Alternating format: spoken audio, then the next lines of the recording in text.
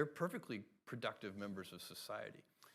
Last week we had Bill Gates for dinner here, and he said that he has a ridiculous amount of money, and it's so hard to find appropriate ways to do good with the money. Yeah. So what does money mean for you, being the first person in history that has a net worth of a three-digit amount of billion? The only way that I can see to deploy this much financial resource is by converting my Amazon winnings into space travel. So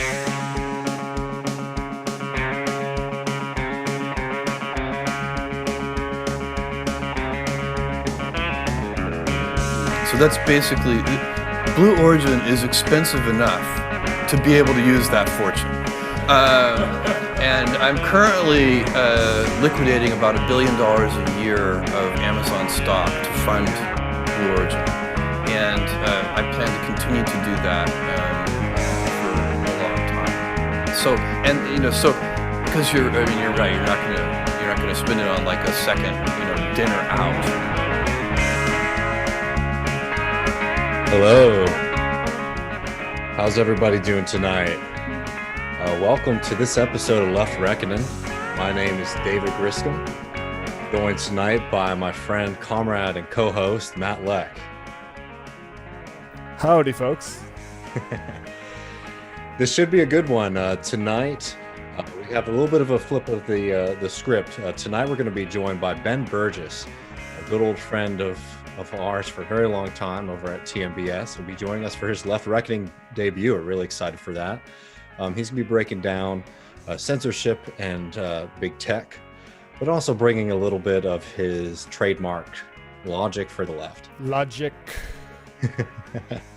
I'm really looking forward to that. Then later, we're going to do a pretty deep dive into what's going on in Ecuador. Could there be a return to the pink tide? We also have an update on the fight for democracy in Haiti and potentially justice in both Bolivia and Brazil. So some big international stories today. But to start off, we really, it's one of those things that I have a hard time not just diving headfirst into every time we see it, which is this bizarre liberal secession fantasy that we see from time to time. And we'll get to all of that in a second, but I know that Matt has some really good sound from the fight in Alabama right now, where workers at this Amazon facility are fighting to unionize, right? But you also need to understand, because this has been a top line story, there is a revitalized union movement in Alabama, as there is across the South. And that's going to be a big part of what we're going to try to be covering on Left Reckoning. Just as a little bit of a teaser, next week, we're going to be joined by some good comrades and left union organizers in Alabama to talk about not just what's going on at the Amazon facility in Bessemer, Alabama, but also across the state, along with Marxist economist Grace Blakely. So a little bit of that local, regional, left-wing flair, along with that international style. But we got this right here, Matt. You want to set this up for me? This is from at A More Perfect Union, US. It's a good, I think, but it's a 4-minute clip. Just put a little bit of it for you here. Jeff Bezos can't figure out what more to do with his money than space travel. I would suggest maybe allowing more bathroom breaks for some of your workers as a very, very, very bare minimum. So here's some of these workers. If I had the opportunity to talk to Jeff Bezos face to face, I would really want to ask him, have he ever worked in a warehouse before? Have he sweated for 10 to 12 hours a day and not being able to go to the restroom when he needed to go? And the issue of working conditions, I'm very proud of our working conditions. They got cameras, they watching us all the time. It's a lot of walking, it's a lot of fast pace, it's a lot of climbing upstairs. It's just a lot for the human body. It's tiring, it's consistent, it's fast speed, it's unsafe because you consistently working fast pace 10 hours, only 2 breaks. They getting treated like robots, and it's not fair because even robots break down sometimes.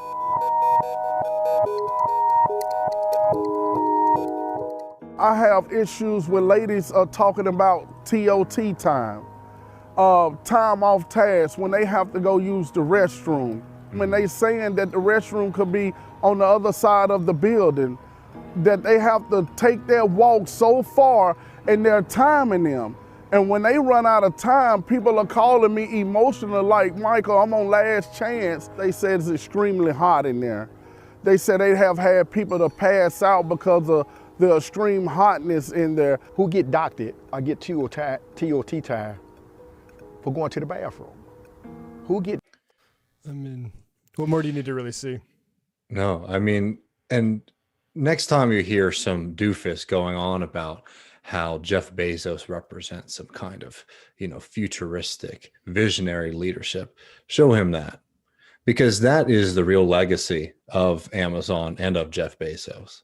It has not been innovation. It has been about finding new ways to squeeze people to the breaking point. Absolutely.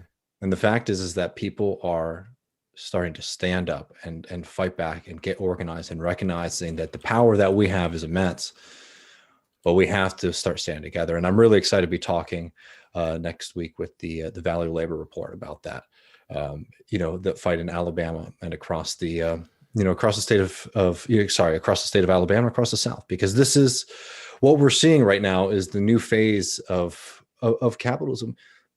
In a lot of ways can seem very different than the way that we imagine, the kind of more traditional idea of like exploitation under capitalism. But fundamentally it's just the same old stuff, which is just using people as machines and pushing them to their breaking point.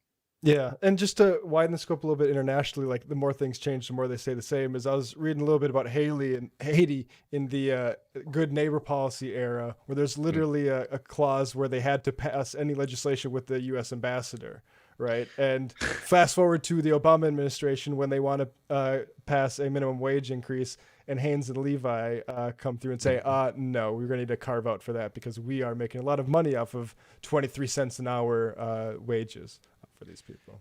No, and honestly, Matt, I think that's because look, we all know, and we've talked about this all on this show, the connections, for example, with the Obama administration and Amazon, right? A lot of these people who worked in the Obama administration, most notably Jay Carney, right, have gone on to have very, very profitable roles in the Amazon corporation. In fact, their main job being demonizing workers who were fighting back against unfair conditions during COVID, right? And I wanted to bring that up to make this point about this kind of weird regional obsession that a lot of liberals have about when they're trying to talk about the rest of the country, right? And this is like the left secession stuff. There was another piece that came out in The Nation, it broke yesterday, called this case for blue state secession. And it was written by Nathan Newman, who I believe teaches at CUNY in New York City. And it's the pretty classic argument, right? That, the blue states in this country provide the most economic, the largest contribution to the United States economy. And also there's undertones about culture and society and all that other kind of stuff too, right? And the blue states are constantly held down by the red states, which is, first of all, it's a joke to say that when you remember that these major cities in this country, right, the big financial hubs, particularly New York City, how do they exist? How do they make money? They make money because wealthy corporations from all around the United States and all around the globe bring that money into something called Wall Street, right? Which is a major financial hub, which then means that people are using these people, the 1%, the people at the height of this society are then using their extra money to buy real estate and to invest in this area, right? So like the wealth that cities like New York and Chicago, right, and LA have fundamentally are because they are hubs for the global elite and in particular the American elite, right? And this isn't even a dig against like the everyday person in Chicago or New York or Los Angeles. It's just helping people understand, why are these cities so wealthy? Well, it's because they act like magnets for finance, right? So acting like there's some kind of, that these cultures are better, right? Or these societies are stronger is just absurd on its face, especially when you remember that, if you're trying to be a good capitalist, you have to know one thing, right? If you want to make a profit, you need money to invest. And where does most of that investment come from at first? It comes from extractive industries, right? And if you're talking about extractive industries in the United States, right, those are the natural resources that are abundant all across this country. But there are also things like coal, right, which has decimated not just the landscape of large parts of this country, but generations of workers. Things like oil, again, which is something that people have a hard time talking about the real history of it, but it's a very similar story there. Destroyed land and destroyed, generations of workers to benefit and to profit a very small few and elite. So in this piece, basically, not to go on too much of a tirade before I explain what he's saying, he is arguing, just like the very first episode of Left Reckoning, honestly, where was it? Siskind? I can't remember her first name. Amy Another Siskind. one of these, Amy Siskind, another one of these New York, like Wall Street feminists, was arguing that what needs to happen is that the blue states need to secede from the union so that they can be free of the yoke of the rest of the country, right? And let's just start with the first and most apparent and disgusting aspect of this argument is that if you are talking about these super wealthy zip codes across the country leaving the United States, what you basically are saying is that you want to excise poor people from your country, because that is who lives in these states.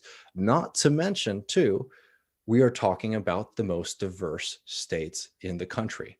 Yes, believe it or not, y'all, the South is the most diverse part of the country. So all these liberals who love to talk about how they want to stand up for people of color, they are very prepared, for whatever reason, and we'll get into some of the ideology why we think that this exists later, for whatever reason, to excise all those people, say that they don't want to deal with this problem. Honestly, it's the same kind of mentality that you got from the 90s liberals, right? When they cut welfare as we know it, right? They're a kind of solution to the problems that we have in the society. And there are problems we have to deal, we have to deal with them. But instead of trying to deal with those politically or democratically, it's literally just like, okay, let's try to throw as many poor people under the bus as possible. Yeah, I mean, and it is such a weird it's not weird. It obfuscates basic. It's an elitist realities. Mentality, man. Right. That's what it is. Right. What do you think, like, these are port towns, you idiot. Where do you think they're getting the stuff to export? Right? Like, I don't know. And then, now obviously it's financial, but like even Chicago, that example, like literally Chicago is Chicago because it was a gateway to the plains, to settling the plains for this country. Chicago hosts financial markets too. Right. I mean, it's not something that's, absent from there either. But here's like the really big point especially when it comes to New York, right? Is they love to cite this idea of like givers and takers, right? Which should alert you about something when somebody makes that kind of argument, that maybe they're not actually coming from it from the most progressive or left-wing perspective, or when they start to basically insinuate that large parts of the country are like welfare queens, right? Is they use this argument that like, oh, well, when it comes to tax dollars, right? These states like New York and Connecticut pay more than the red states, right? They always leave out Nebraska, right? Which has Warren Buffett in Nebraska, which is another state that actually gives more than it gets back from the federal government. I wonder why. Well, it's because they have one of the wealthiest people in the country who lives there. And that's the same reason that New York and Connecticut and all these other blue states provide so much. They can make the argument that they provide more in their taxes than the state receives back from the federal government. Well, it's because this is where the rich people in this country live. Like, because like if you take that argument to like its logical conclusion, would a fairer tax, situation be that we're not going to come after the extreme billionaire wealth? I mean, what happens to the things that liberals get pink in the cheeks about, right? That they are going to make the wealthy pay their fair share. Somehow it's a problem when making the wealthy pay their fair share is going to working class people in Alabama or in Tennessee, right? It's like it's a mean argument. It's just one that I just want people to understand its roots. Are one, they're very confused, right, to make a progressive argument for it, and fundamentally they are anti-working people and anti-people of color, right? And it's a disgusting kind of escapist fantasy that eradicates and avoids the entirety of American history. Why does New York have all of this money? Well, like even the Southern oligarchs, right? Think about somebody like Anderson Cooper, right, who comes from the Vanderbilt line, right? Why is he born in New York City? Well, because if you are a rich person, even if you're a Southerner, you take your money here, right? And that's the point that we're trying to make, is not to say even that like, oh, these places are worse than any other place. It's just understand the economic reality that rich people have taken their money and they've put it in certain localities, right? And then for people today into 2021 to say like, oh, well, actually, it's now time to like, to punish the rest of the country for not being a finance hub. It's ridiculous. Yeah, there's no reason to turn a call for like basic democratization of the elections, like getting rid of the electoral college, into base tribalism. Yeah, based on what state you're living in. Because and like this is like the bigger point. Because I think there's 2 points that I want to make, right? There's one, the general point, why this is like so popular amongst liberals, right? And it's because like liberalism in comparison to like socialism, democratic socialism right now has a very positive agenda. And I mean that not just in the sense that like it has like good vibes. I mean that in the sense that like it has things that we want to do. Like we want Medicare for all. We want a higher minimum wage, right? We want to liquidate the billionaires. We want to have higher unionization rates across the country, right? And we want to end just constant war on people, and we want to end systems of like neoliberal policing, which hurt the working poor across and just like even and the unemployed, obviously, too, and the homeless across the country, right? Like democratic socialism has like a kind of positivity to it. American liberalism as it exists today does not have an agenda, and you can see that very clearly in Congress right now, where they have the mandate, they have the ability to do a lot of things, and they're sitting on their hands. What have we got a lot of? Symbolic politics, because a lot of liberalism right now is all image politics. And if you're doing image politics, you really need to define yourself against the negative, right? And so for a lot of American liberals today, for them to exist, they have to define themselves in opposition, not to anything substantial or anything even particularly political, right? Because at the end of the day, they aren't offering something that's radically different than the kind of austerity, they're the austerity light party to the GOP, right? So they're not offering some kind of radical policy differentiation between the two of them. What they are saying is like, to the redneck, I'm like the New York Times reader, right? To the unwashed masses, I am somebody who consumes culture and understands my place in the world, right? They want to be able to point to problems without ever addressing them. Yeah, should we go to this clip of the 59 seconds of truth bombs on the requirements of elected leaders in America? So this is posted by Rex Chapman, who is just a guy who's posts a lot of stuff, not always reliable information from my perspective, and sometimes, takes attributions of things that maybe other people should get the credit for, but nonetheless, he posted this really awful thing positively, and as if this is a really good way to behave from this lady here, and I want to share it with everybody because let me just say quickly that, and bring it back to us first, that I am not a fan of Lauren Boebert. People can check out the show last week for a long segment that we did on Lauren Boebert. I've done the work, anti-Lauren Boebert work. This lady makes me take Lauren Boebert's side in like under 59 seconds, to be entirely frank. So here. Are there really no job requirements for Congress? No background checks, no HR, no rules you have to follow? We have an age requirement, but no work requirement, no education requirement? No one checks your references or criminal background? You lose the right to vote if you're a felon, but not the right to be a lawmaker? Does that feel right?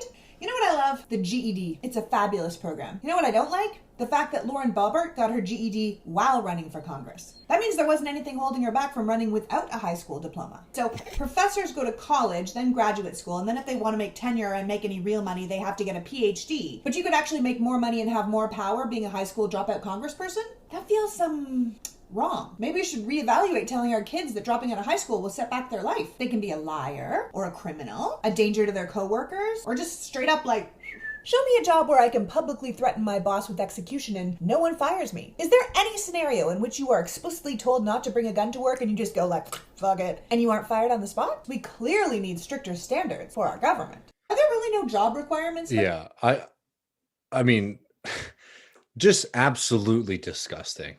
And I think everybody listening to that should have that reaction. Well, that kind of perspective is just despicable. It's so it's the management impulse, right? Like I was told by AppleCare, like somebody should fire them. These are elected representatives. There's no boss for these people besides the ballot box. The people, and this is the fundamental point, right? As you know, Thomas Frank hits constantly in his work, in his most recent work on populism, the people know. He covers just how much American liberalism as it exists today has developed as an ideology that is opposed to democracy. They do not like the people. That is why technocracy is the standard that they want to hold our government to, instead of something like democratic rule. It gets to the fundamental politics of the Democratic Party today, which is something we talk about all the time. It is about managing the electorate, not expanding it.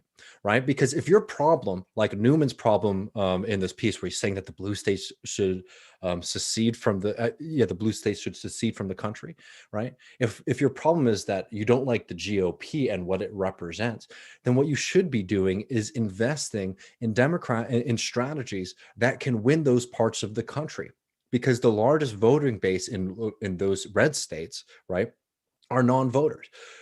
Right? These are people that you can bring in, but that is not the kind of program that they want to push forward. That is why they were so afraid of Bernie Sanders, right? And I'm talking about the Democratic Party writ large, not Newman right now. That is why the Democratic Party was so afraid of Bernie Sanders, right? Because his whole program was about bringing in new people. And if you were to start bringing in non-voters in this country into the political process, what that actually ends up meaning is that working class people across this country are going to have more say in their government, which is a big fear to somebody like who you were just showing, right? Who thinks that people who don't have enough credentials by their name aren't intelligent and should not be able to make decisions about the society that they live in. Right? Like if your problem is that somebody like Boebert is elected, who sucks, like we think she sucks too. And your solution to that is not, oh man, we need to find a way to take away her seat, through making her lose an election, but rather create rules to limit democracy. You either have brain worms or you are an elitist who has severe fear of average people in this country. Yeah, I like the thing. Also goes to Marjorie Taylor Greene, who I'm just saying, like, if I could vote, I would vote to like discipline her, right? But it's a major problem when the main priority the Democrats can get behind is another management project about, scolding people. And I mean, I think it's pronounced that this is why we waffle on actually getting money out the door and actual material benefit. And it becomes this, somebody needs a scolding and we need to find somebody's manager and get somebody fired. Yeah. It's just, this technocratic fetish it needs to go away, because look at there are plenty of people who are monsters and ghouls who can show you all of their degrees, right? Hell, these people's arch nemesis, right? Ted Cruz is a great example of that. Does Ted Cruz's list of degrees, right, from prestigious institutions, Harvard, right? Has that made him any better as somebody in government? No. Josh Hawley. Yeah, I mean, like this whole idea that the problem with American politics today is that we don't have enough highly educated people in power is absolutely wrong. The problem with American politics today is that we live in an oligarchy, a system of oligarchy, right? Where a few people essentially run this entire country and they sprinkle themselves out. They go to school at Yale and Harvard, and then they sprinkle themselves out across the country and enact massive amounts of pain on working people. right? That's the real problem. That's the education question that we should be talking about, is the Ivy Leagues, not people who don't have enough credentials by their name. Yeah, I'm looking it up now, but if you yes, here it is. So I'm gonna post this. I was a little bit angry, but this was when the WAPO came out against the $2,000 checks, and so I went over the Washington Post editorial board to look at the education of the people on the editorial board, and let's just click through it a little bit. Let's see here. Just give me 1 second, because I think if I can play a little bit of funny music. Let's just. I'm just going to share this with you first. So the first one, I said Nixon was right about the Ivy League. Of course, Larry Summers was key to it. Then you look at Fred Hyatt, education, Harvard College, bachelor in history. Jackson Deal, Yale. Ruth Marcus, Yale, Harvard, both of them. So I got both of them there. Let's go down. Next one. And I'm excluding like Harvard and Cambridge. So we're not doing any like, transatlantic stuff. Lee Hochstadter Brown, that's also, Harvard later. Charles Lane, Harvard. Stephen Stromberg, Harvard, also Oxford. Molly Roberts, Harvard. Let's go down a little bit more. Yale. I think that one that's Yale. Columbia, Yale, and I think we got another one. Sorry, folks, this will be over soon. We got Brown University, Columbia University, Princeton University, Harvard University. And so that's the highly educated people who know how to do things right. Yeah, like that's the point, is that like we have not lived in some deficit in the United States of people in high up places who have a bunch of, degrees, right? What we have seen is people in high up places who have, a lot of credentials and a class interest in continuing a war on working people and continuing American imperialism abroad, right? Like it's just amazing to me to sit here in 2021 and to think that the problem in the United States government is a lack of education, rather than to recognize what it really is that there's a lack of representation of everyday people, because the people who represent this government in fact represent a very small pool of people in this country, which is an overeducated elite. Yeah, I think that like Harvard, Ivy League educated people might be surprised that they aren't preferred vastly over people without even a GED in terms for making these decisions. Like, I mean, I know a lot of people who didn't finish high school that I say I would rather hear from than any of these ghouls that said we didn't need $2,000 during a pandemic. Yeah. No, I mean, exactly. And all these people who are experts on what working people need to do with their insane lives. And like that's who McConnell cited as the the left opposition is Larry Summers. Like even Larry Summers and the Washington Post. No, like that's, I mean, talk about like, the Overton window is not as big as we wanted in Congress, at least. Yeah, I mean, and that's the thing it's so frustrating about even like the blue state secession argument. Like it would be one thing if those states represented like some kind of like pro working class movement, right? Or were functionally like more progressive, right? Damn. But like in New York, for example, there is a fight right now to make sure that you can just have like basic democracy. Like, so this is supposed to be, a blue state, but it's a state that is run by the real estate lobby, right? It is run by the absolute elite and the absolute like worst ghouls in society, right? Which are landlords. And especially in this case, large landlords. Like we're not even talking about somebody who owns maybe like one property. We're talking about huge conglomerates that own an incredible amount of properties. Like that's essentially how the state of New York's politics have been run for a very long time, and that is without serious Republican opposition, right? Well, it actually got to such an extent where the Democrats, Cuomo, right, was working with certain Democrats to basically create a faux, what is it, the IDC, IDD, right? The Independent Democratic. Literally the thing where like if Conference. Republicans didn't exist, Cuomo had to invent them. They had to invent them Yeah. because, and that's the point. Is like the Democratic, so let's just grant this person's like idea for a second that like New York, Connecticut, I can't, California, right, the West Coast in general, Illinois, right? Does Michigan get to go? I assume they're going to leave Virginia because they don't like, Southerners, even if they do occasionally, vote blue from time to time, right? Like, do they think that there's actually going to be this swirl of progressive policy? Some of the biggest characters who fight against progressive policy in United States politics today are of those states, right? Are of, those ostensibly solid blue states, right? We're talking about Obama, Clinton, Hillary Clinton, Joe Biden, Kamala Harris. Yeah, I mean, that's the thing. It's an interesting, somebody was talking about Manchin, and are you familiar with wins above replacement for baseball? Like there's a replacement level player. You could, basically the idea is you have a player and then you have just whatever player you could pick up if you needed to fill a roster spot, right? And it judges like how much better you are than that random person you could replace. Now, you apply that to Cuomo, right? Like the average Democratic person, like the person that leans to the Democratic Party in New York is to the left of Cuomo massively, right? Yeah. So like we give all this stuff, and I think like this was in the context of defending Manchin a little bit, saying like, a guy like, and I think Manchin is also, you could replace him with a much more leftist person, but for sure. Like Cuomo has absolutely zero excuse. I mean, like we said, he makes his own excuses to stop him having to do anything. Yeah, and let's make the big structural point that really matters, right? Because this kind of attitude just pisses me off. The kind of liberal, like coastal elitism, whatever you want to call it, right? It's obnoxious. But how should socialists be thinking about these problems? It's to understand that we are out of power everywhere.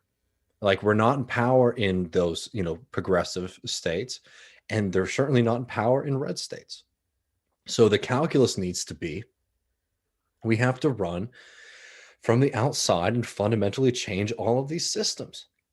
And to sit here, I guess beyond it just being snide and disgusting to talk about, undeserving people in this country, to say that it's this, to complain about the fact that billionaires in New York have to subsidize food stamps in Virginia. In North Carolina, right?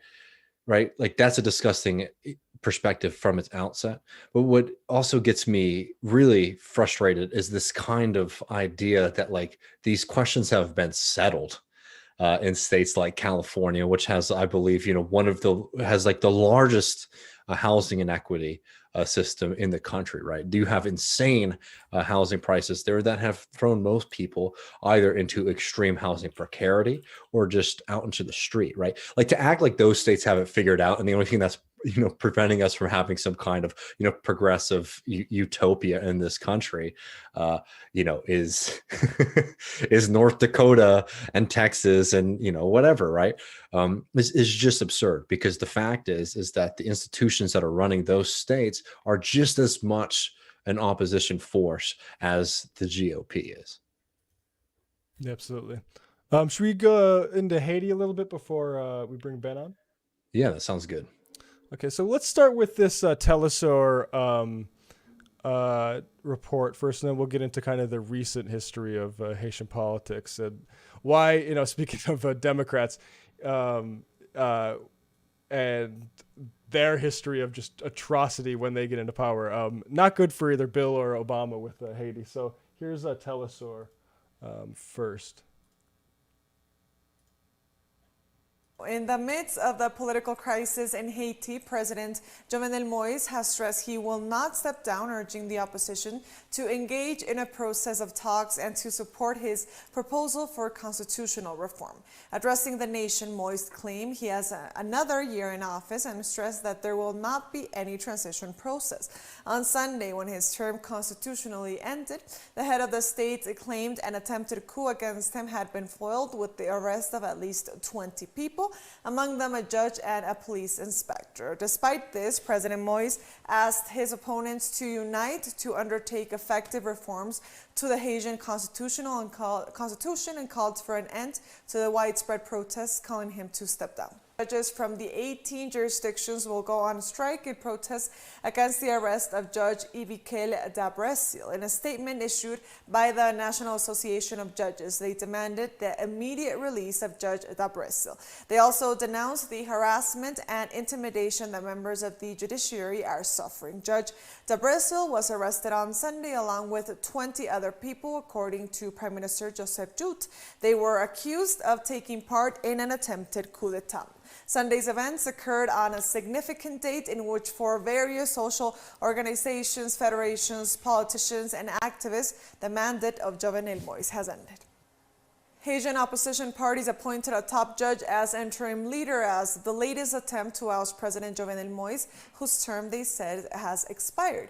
Yeah, so there's this dispute over Jovenel Moise's term and whether it's expired or not. Just to note, the OAS and Biden, the administration, taking cues from the OAS. The OAS, hasn't even official. The member states haven't voted, but key figures of the OAS have spoken. So the Biden is, following their lead on this. Just to give a little bit of background into and this Moise and these leadership. There's a core council, I believe it's called, that determines who gets to be these presidents, and it's the UN, certain member states, and that sort of thing. So I think what the OAS says and what Biden says is going to be very vital, and I mean that they're sticking with Moise for I guess the rest of his term. We'll see if he's able to hold on. You want to say anything before we get into like the Bill Clinton and Obama stuff? Yeah, absolutely. Because there's a couple of things that people need to understand. Is that what we have been seeing right now is significant, labor unrest, including a general strike demanding Moise's resignation. Because this is somebody who is, quite frankly, clinging on to power. Right. And you are seeing right now from the Biden administration, which remember was supposed to be such a big jump from the Trump administration, is again playing the same role that the United States, that I'm sure Matt is about to make very clear to everybody, of propping up anti-democratic figures in Haiti. Notably, it has to be also understood that a big part of why you see so much support from the U.S. State Department in supporting Moise in this situation, where it's just clear as day what is happening. When you have like the big bourgeoisie, right, like the elites of a country rising up against the an anti-democratic figure like that, and labor organizing general strikes against them, it's very clear what's going on, which is that the forces that are keeping him in power represent a interest that has a lot more power. That in this case, it is the United States. What I'm getting at is the fact that Moise has been supporting the United States attempts to implement a coup in Venezuela. These are very much connected. And that is why we are seeing the Biden administration and the State Department ghouls willing to continue to support him. And they're doing it half-assedly, right? They're saying, oh, he has to step down in 2022. But they are essentially, agreeing with his argument to why he needs to maintain power. Mm-hmm. Yeah, so this is a little list of why somebody interested in Haiti might never vote for a Democrat. So 1995, the IMF World Bank privatized 9 of Haiti's national enterprises. Then Bill Clinton administration forces them to get rid of or drop their rice and sugar tariffs, which completely decimates agriculture, forcing people into sweatshops. Fast forward to the Obama administration, where we have a WikiLeaks cable, and I think I might have that available here. Yes, I do. And we'll just read from this WikiLeaks cable because it's very, I think, pretty candid almost, and I guess frank in how it proposed this. So I'll read it here. This is from the embassy cable. This is okay. So this is when let me just put the context a little bit more. This is when in 2009, I believe, when it finally passed, they wanted to raise the minimum wage from like 23 cents to 61 cents an hour. And then now we get to the cable and where the U.S. multinationals are concerned with that. The cable writes, this infuriated American corporations like Hanes and Levi Strauss that pay Haitians slave wages to sew their clothes. This is the cable. They said that they would only fork over a 7-cent an hour increase, and they got the State Department involved. The U.S. ambassador put pressure on Haiti's president, who duly carved out a $3 a day minimum wage for textile companies. The U.S. minimum wage, which itself is very low, works out to $58 a day.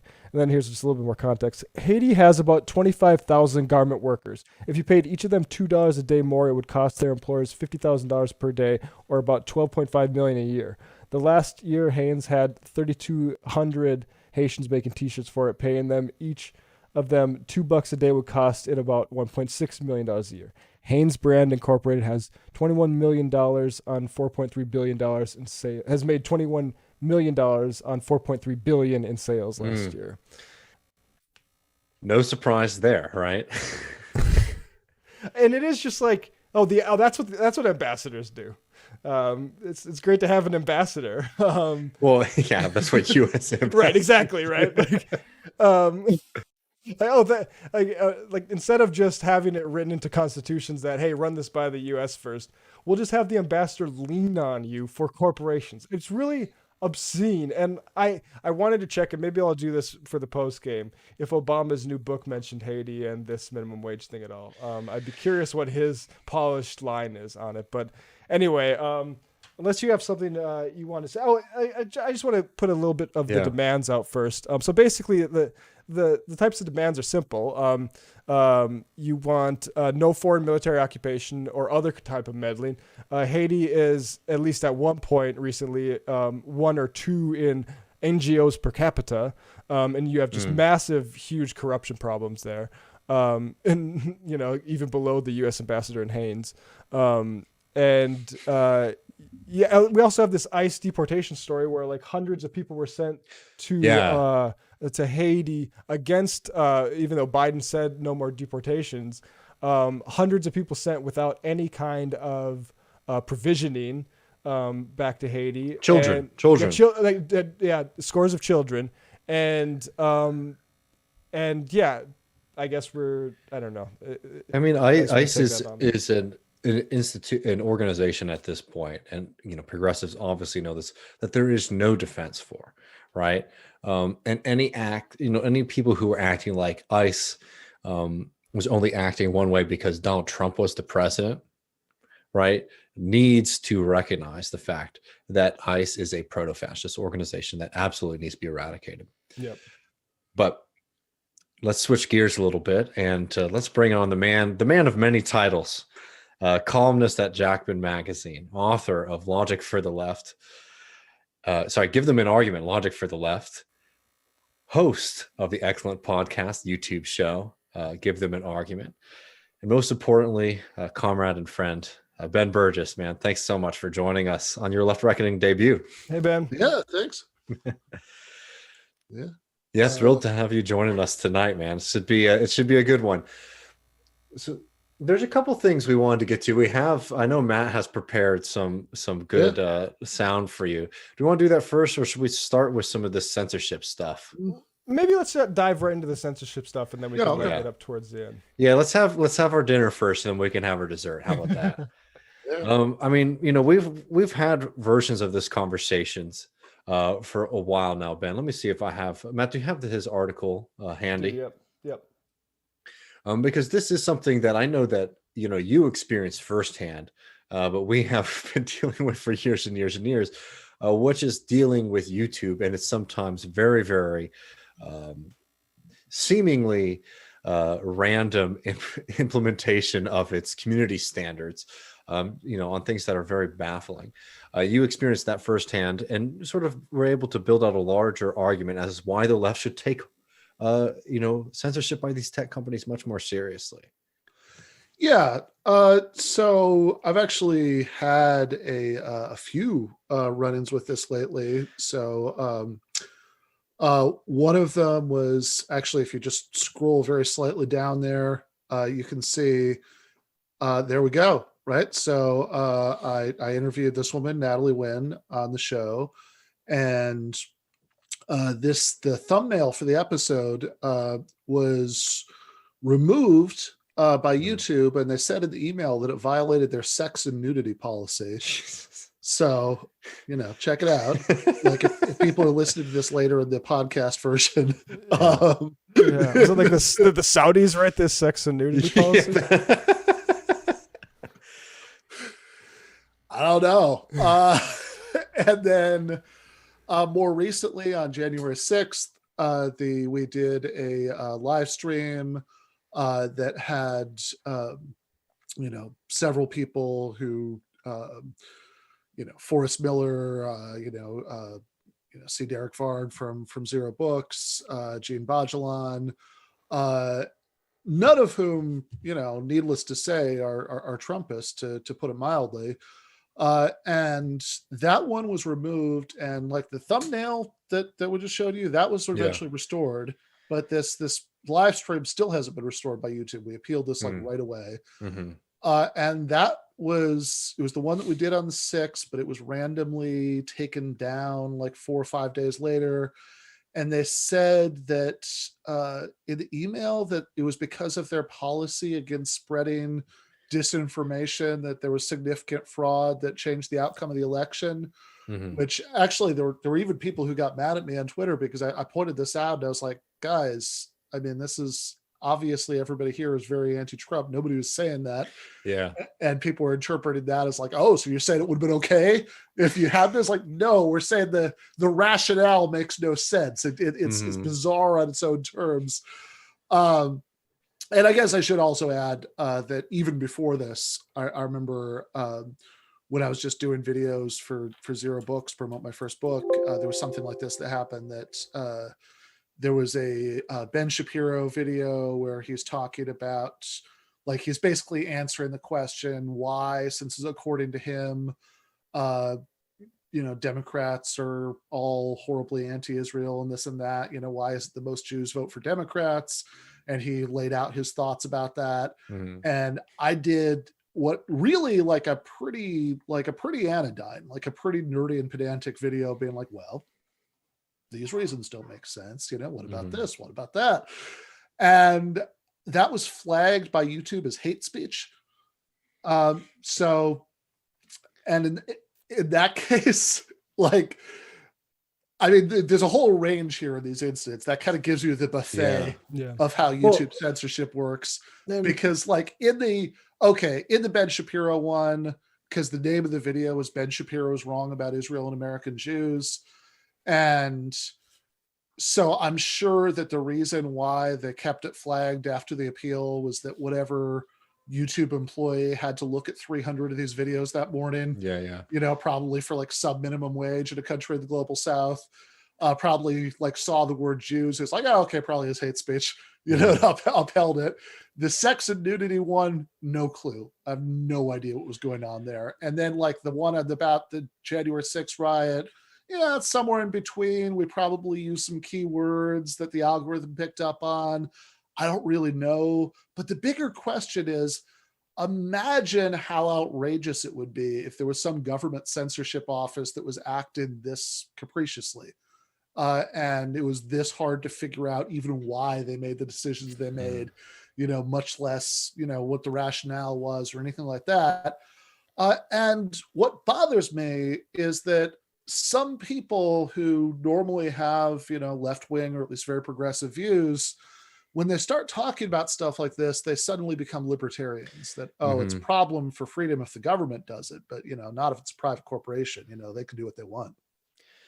Yeah, forgetting any sense of like commons, for instance. I want to also bring up the Zero Books had a recent spout with this over Great Replacement sort of not adjacent. I don't want to say that. You have to be super careful around this COVID stuff because that is one of the third rails. But basically saying like this is how the powerful in society are going to take advantage of this in the sort of shock doctrine sense. And actually, now that I'm talking about it, I think it was resolved. But was that adequately resolved for Zero Books, or are they still awaiting? The last I heard, it was at a weird in between point. So apparently, they'd done the video, like the video had been taken down, and like they put up some sort of like whatever you call that, like clone of it.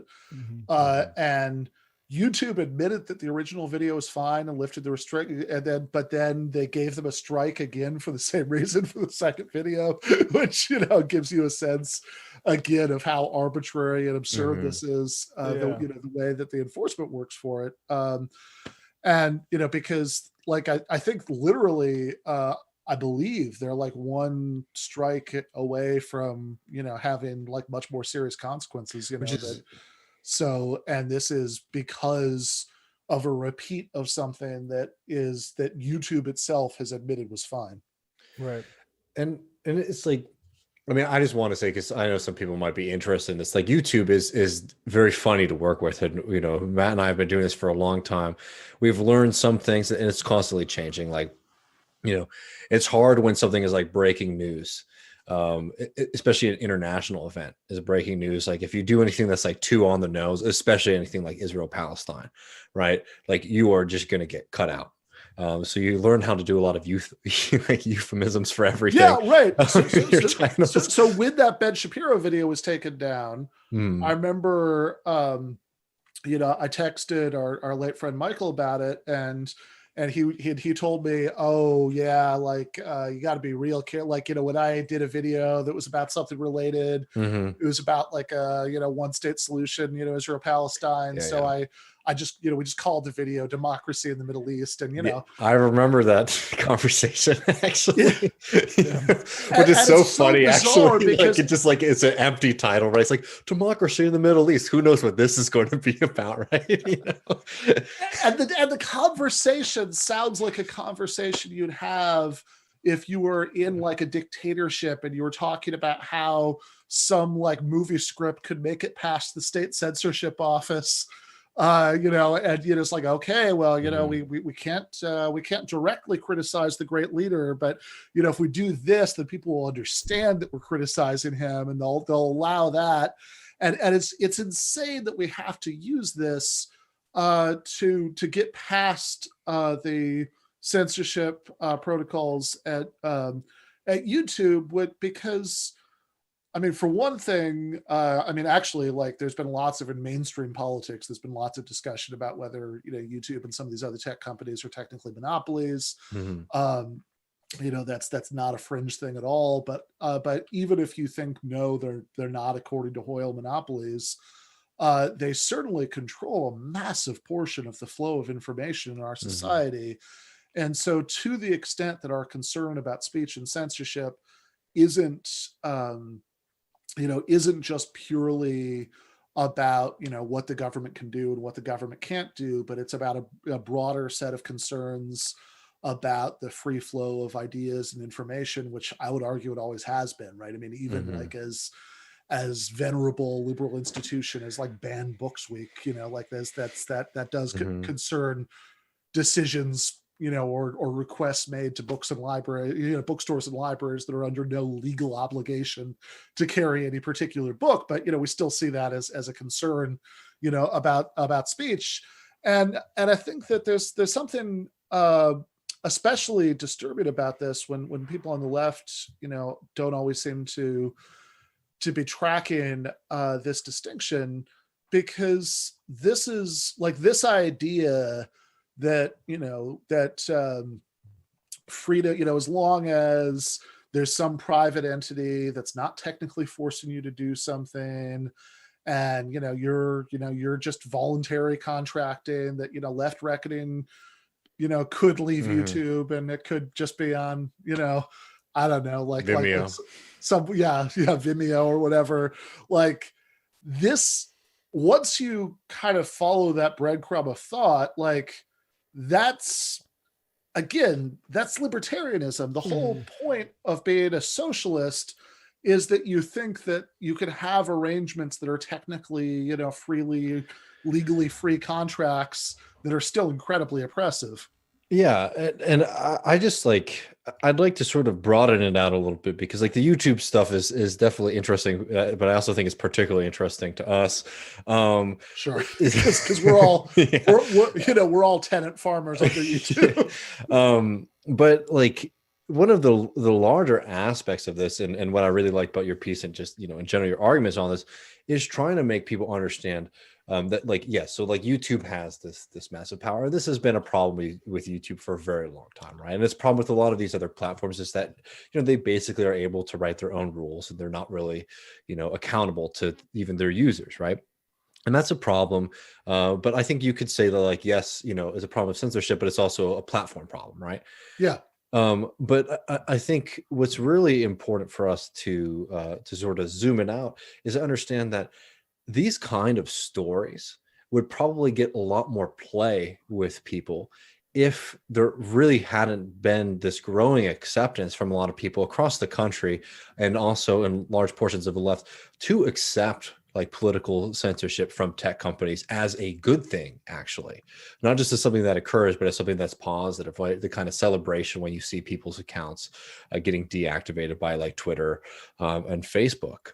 And how would you sort of frame that position or argument about why that might not be a particularly good thing to celebrate, to have YouTube, Facebook, and Twitter being able to decide good speech versus bad speech? And let me just throw on the table, to kind of implicate myself here. I think I sent off a tweet that you could argue was celebrating Project Veritas getting booted off Twitter tonight. Now, Ben, let me know how you would approach that. So look, I mean, I think there's celebrated like you take some, some Schadenfreude in it, and there's celebrating. It's funny. Let me just say, like, my position is always, I never want to make any of this stuff a priority for the left. Like, it's more if it happens, it happens. So I just want to look, I mean, I think lots of things are funny that I don't actually support. If we're gonna have a discussion about what I think the rules should be, I would definitely make a distinction there, right? Between just sort of being amused that something's happening, or taking some sort of satisfaction in something happening, and thinking, oh yeah, this is good. This is on reflection what should happen. And I think that actually gets back to what David is asking, because I think that is, I think failure to track that distinction is actually the source of a lot of the problem here. That very often, I think people end up, when they're talking about, this YouTube or Twitter deplatforming or doxing, like people, people being fired, because of what they've tweeted. I think very often people, especially, including, not especially, but including people on our side, react to that primarily through this prism of, are the people that we hate going to get punished? And that's what we're really focused on. Are we going to punish the bad people? And I guess I would just go back to something that Adolf Reed, I remember, saying in one of his TMBS interviews, which is that this is just too Protestant a way of looking at politics. It's like all about who's going to heaven and who's going to hell. And we should have other priorities, it shouldn't be about that. Yeah, I mean, go ahead. Oh, well, I was also going to say, like, the YouTube deplatforms we've been talking about, or like, you guys might have touched on this earlier in the episode, but I don't know. But, but when you see, it's like, oh, this person got fired for their tweets, great. Right. That's they're being punished. They're bad people. And they're being punished. It's worth thinking about things like just today or yesterday, it came out that that Nathan Robinson, was fired from his job as a Guardian columnist for tweeting a very mild joke about U.S. military support for the state of Israel. And I think that so one thing is just like, okay, let's think hard about the rules and who's enforcing them, because these people aren't our friends. They're not, like, none of the people making decisions at YouTube or Twitter or any major institution have the left's best interests at heart.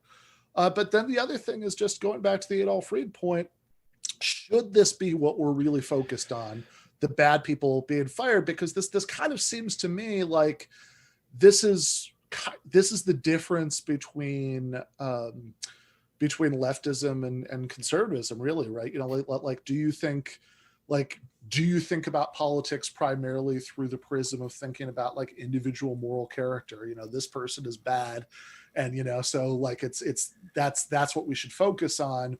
Or do you think of politics primarily in terms of institutions and what the arrangements of power should be?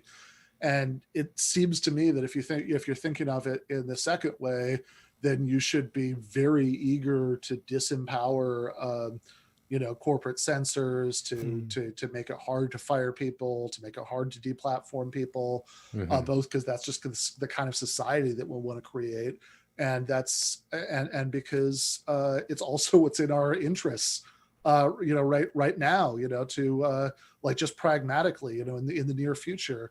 And the last little thing I'd say to put a bow on this is I know that some people, you know, when they watch things like this, they listen to things like this, they're always kind of prepared with the examples. Like, okay, but what about this thing? Are you saying that this shouldn't have happened? That, you know, that this person shouldn't have been kicked off for this thing, or they shouldn't have, you know, been demonetized? They shouldn't have been fired for that thing, you know? Because I think they should. It's like, no, you don't have to be an absolutist about this, right? You don't think. Yeah. Like, you don't have to think that the ideal like terms of service for YouTube or Twitter should be you can literally say anything at any time.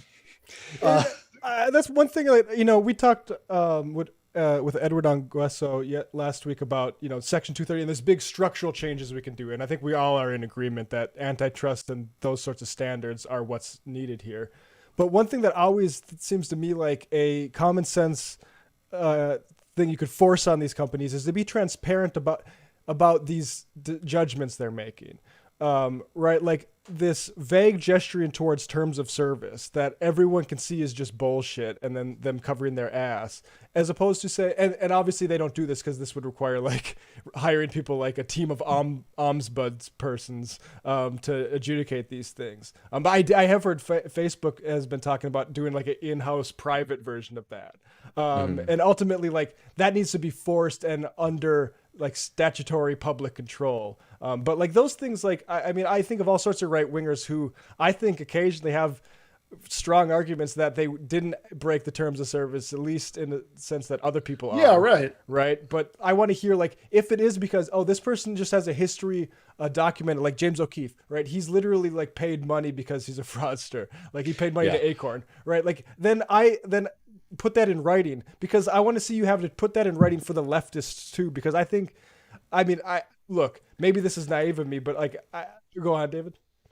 Oh no! I mean, if you were going somewhere, I just want to see that. I just want to see those things spelled out, because I think when you allow it to go in the dark, it allows people to fester on it, and I think it's easier to all of a sudden snap up all these left-wing ones without having to like put anything down in writing that would exactly. upset your workforce. I think that's just short and sweet. I mean, like if it's unclear at this point, you know, it's like what we're advocating. It's just that there be it's not that there's no terms of service. It's not that you can't get kicked off if you threaten somebody or you like scream racist insults at them or, you know, whatever. It's that we want there to be really specific, really explicit guidelines, and that I think that those guidelines should generally, you know, given gray areas, err on the side of allowing more free speech than not. That's it. And what I was going to say is, like, look, there are people who spend a lot more time thinking about like the particularities of this than I do.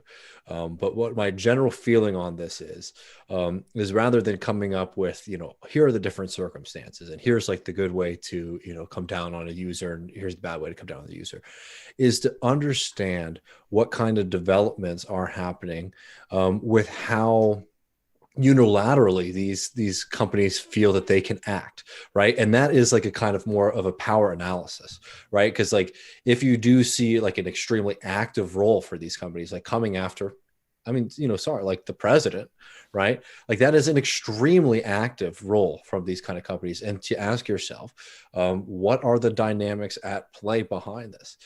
Because what the stuff with Trump and Twitter is 100% new administration and a flip in the power dynamic and the power analysis from the Twitter corporation, right? Which means that these corporations, just as they did with Trump when he was lying about the coronavirus and all these other things, are going to cozy themselves up or act in the way that protects them and their interests in the best way, right? So it's like, I think at a certain point, like if we spend too much time, like even, going into the philosophical question of like free speech absolutism or anything like that, we actually distract ourselves from what the actual play is. Because these actors, like the corporations themselves, aren't sitting there, with their group of philosophers and saying like, what's the way to like, have a vibrant version of free speech in our society? No, sorry, David. I saw a thread from Jack Dorsey, and he basically said it's Bitcoin. Sure. So, they're trying to figure out how they can protect the future of their company. Yeah, no, right. Right.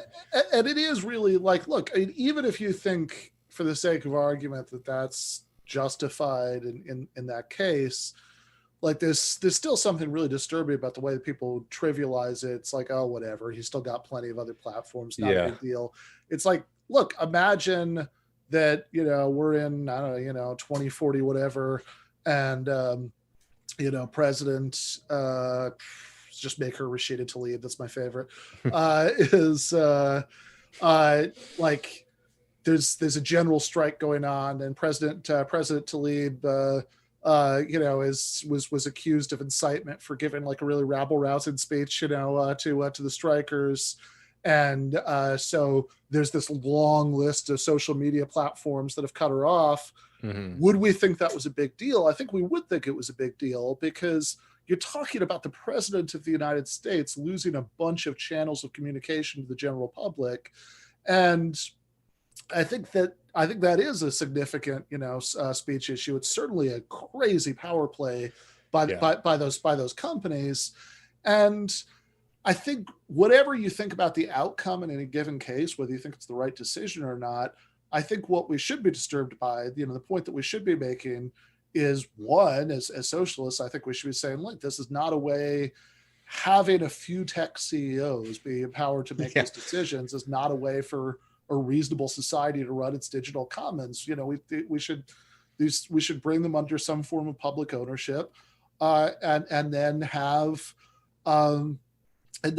really explicit, specific, narrow guidelines that are available for everybody to look at, that tell you this is exactly what'll get you kicked off, this won't, and because that's how, do we want to live in a society where it's this easy for Jack Dorsey or Mark Zuckerberg to silence people? I certainly don't.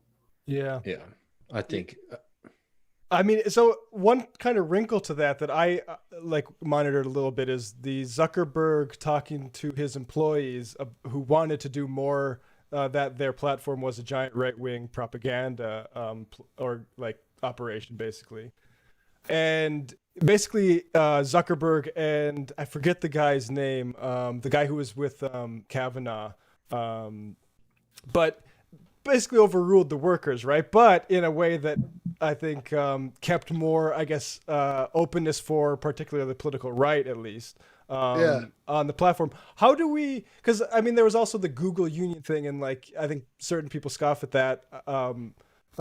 With, I mean, some degree, you can see why. Like, tech workers aren't exactly like what you think stereotypically. At the same time, worker control over these platforms is better than executive control, right? So what do we think about that? Because I think like, I definitely don't want to trust that. And I definitely, like, even if Facebook all of a sudden was a worker-controlled co-op, we'd still want to disassemble to be able to unilaterally control these things. Exactly, right? I just wanted, what do you think about that? Because I think of, like, if these were, I don't know. It's hard for me, like, to formulate this, but I feel like I trust Facebook's employees more than I trust Facebook's executives. For sure. Yeah.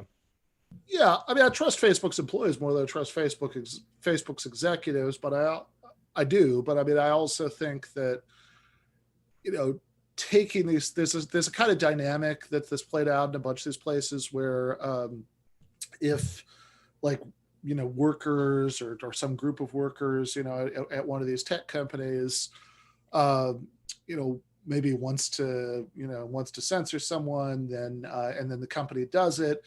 say, oh, well, see, it was the workers want to do it. It's like, yeah, but they weren't the ones decided to do this. Why is this the one time they get to that they're going to listen to the workers? They're not going to listen to them about like pay or, discipline or any of these things. It's just this, it's like, well, no, it's because it's kind of what you wanted to do anyway. I mean, I guess on the broader question, I just say that, I mean, there's no guarantee, we don't want it's not like the reason we want economic democracy is that we think that workers or communities are always going to make the right choices. They're not, right? It's that the same way that it could be true that sometimes in places you could have hereditary monarchs who make more tolerant decisions, than parliaments, but that doesn't mean that we like monarchy.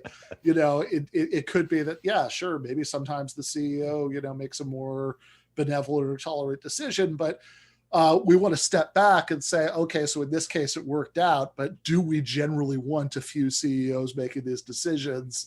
And I still think no. And I still think, and I also agree with Matt's last point that there are lots of things that we don't want it to be in the hands of private corporations, even if they were obviously it would be amazing if YouTube or Facebook or any of these places, we became, worker cooperatives. But there are things that we don't want in the control of even worker cooperative private corporations, the same way we wouldn't want worker cooperative private health insurance. Yeah, I mean, yeah, exactly. And I think that's a conversation we can have later, but a good example of that would be is if you have a worker cooperative, factory, whatever it produces, it might be in their interest to dump the sludge or whatever the byproduct is, down the river. And that might not be in the interest of the community down the street, right? That's why, we can't just divide everything up into smaller bits and hope for better solutions. But before... No, totally. I want to...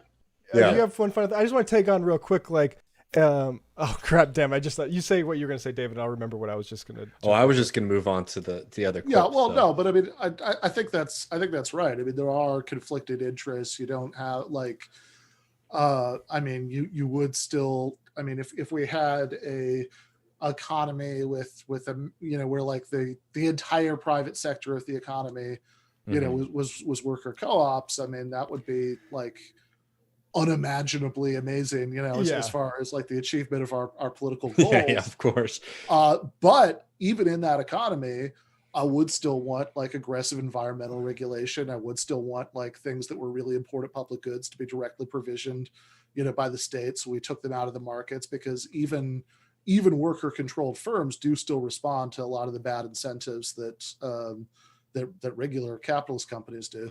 Yeah, and even imagining a worker co-op YouTube or Facebook trying to get off the ground, it would be, and having a worker co-op background instead of a Silicon Valley background, it would have been strangled in its crib for copyright immediately, right? All these platforms, including YouTube, has massively profited. And I know this because I used to play copyright music on Majority Report all the time for years before they started cracking down on it, right? These companies were printing money.